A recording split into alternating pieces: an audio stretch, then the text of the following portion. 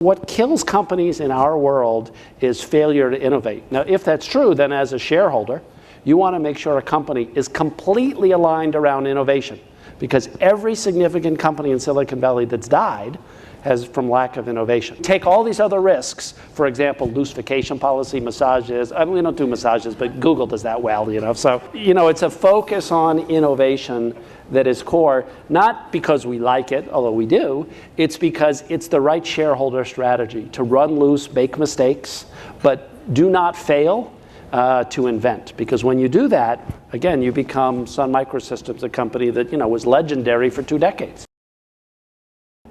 All video is going to become click and watch internet video. Everything.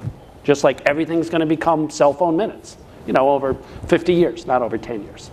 But we could use DVD by mail as our network substitute. You know, DVD by mail is actually a very high bandwidth network with just some big latency, 24 hours latency. For 10 years, Netflix has grown, driven by the internet, basically internet commerce growing, because you could finally get DSL, sucky DSL, then better DSL, and then cable. Like, you know, I get home, I get 20 megabit, you know, Comcast cable. It's phenomenal. And Jankowski's talking about 100 megabits at the end of this decade. So through all that time, you're going to see everything, satellite, all the stuff, all is going to go to internet. There'll be little pockets of deep rural Vermont, Alaska that have satellite, but basically it's going to become a complete internet world over 10 or 20 or 30 years. I don't know exactly how many. Well, when you spot that kind of dislocation, where the fundamental transmission mechanism is going to change and it's going to go to a pure on-demand click and watch model for everything, you say there's got to be a big opportunity in that. And what's happening is the internet is creating a revolution in distribution. And we're one of the companies that's going to benefit from it. There'll be many others, and we'll have a lot of competitors.